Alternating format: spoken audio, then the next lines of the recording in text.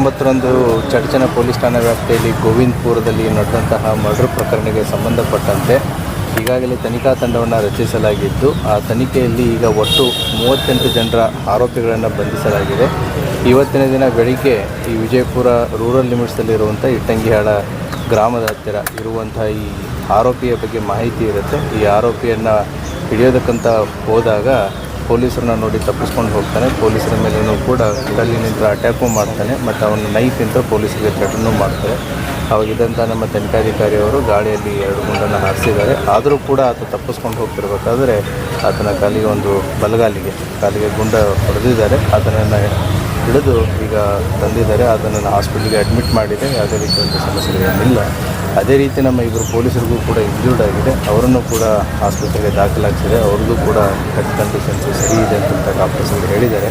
ಅದಕ್ಕೆ ಸಂಬಂಧಪಟ್ಟಂತೆ ಮತ್ತೊಂದು ಪ್ರಕರಣವನ್ನು ವಿಜಯಪುರ ಗ್ರಾಮೀಣ ಪೊಲೀಸ್ ಠಾಣೆಯಲ್ಲಿ ನಾವು ದಾಖಲಿಸ್ತಾ ಇದ್ದೀವಿ. ಚಡಚಣ ಗೋವಿಂದಪುರ ಪ್ರಕರಣಕ್ಕೆ ಸಂಬಂಧಪಟ್ಟಂತೆ ಇವತ್ತಿನವರೆಗೂ ಒಟ್ಟು 38 ಜನ ಆರೋಪಿತರನ್ನು ಬಂಧಿಸಲಾಗಿದೆ. ಇನ್ನೂ ಕೂಡ ತನಿಖೆ ಪ್ರಗತಿ ಇದೆ. ಸರ್, ಈ ಮಹೇಶ್ ಪಾತ್ರ ಏನು ಸರ್? ಈಗೇನು ಇಂಜೂರ್ಡ್ ಮಹೇಶ್ ಇದ್ದಾನೆ, ಇವನ ಜೊತೆಗೆ ಒಟ್ಟು 4 ಜನ ಈ ಮರ್ಡರ್ ಕೇಸಲ್ಲಿರುವಂಥ ಪ್ರಮುಖ ಆರೋಪಿಯಾದಂಥ ಕೊರಗೋಡ ಅನ್ನೋನು ಏನಿದ್ದಾನೆ, ಈತನ ದೂರಿನ ಸಂಬಂಧಿಕರಿಲ್ಲ. ಇವ್ರನ್ನ ಅಫ್ಜಲ್ಪುರ ತಾಲೂಕು ಬೆಳ್ಳುಂಡಿಗೆ ಅಂತ ಕರೆಸಿರ್ತಾನೆ. ಸೊ ಕರೆಸಿಬಿಟ್ಟು ಇನ್ಸಿಡೆಂಟ್ ಆದಮೇಲೆ ಇವರೆಲ್ಲ ಇನ್ಸಿಡೆಂಟಲ್ಲಿ ಇನ್ವಾಲ್ವ್ ಆಗಿರ್ತಾರೆ. ಇನ್ಸಿಡೆಂಟ್ ಆದಮೇಲೆ ಇವರು ತಮ್ಮ ಸ್ಕಾರ್ಪಿಯೋ ಕಾರಲ್ಲಿ ತಪ್ಪಿಸ್ಕೊಂಡು ಹೋಗಿರ್ತಾರೆ.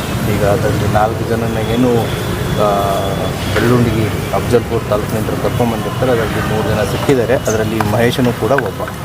ಇನ್ನೊಬ್ಬ ಆರೋಪಿ ಹೆಸರು ಗೊತ್ತಿದೆ. ಇವೆಲ್ಲ try to trace in as early as possible. ಬೇರೆ ಏನಾದರೂ ಇದೆಯಾ ಸರ್ ಪ್ರಕರಣ ಸರ್ ಕೇಸ್? ಅದನ್ನೆಲ್ಲ ಇನ್ಮೇಲೆ ಗೊತ್ತಾಗುತ್ತೆ. So we need some time to dig more details. Sir, 15 ಲಕ್ಷಕ್ಕೇನೋ ಇದನ್ನು ಅದು ತನಿಖೆಯಲ್ಲಿ ನಾವು ನೋಡಬೇಕಾಗುತ್ತೆ. ಇನ್ನು ತನಿಖೆ ನಡೀತಾ ಇದೆ. Will see what is it. Thank you sir.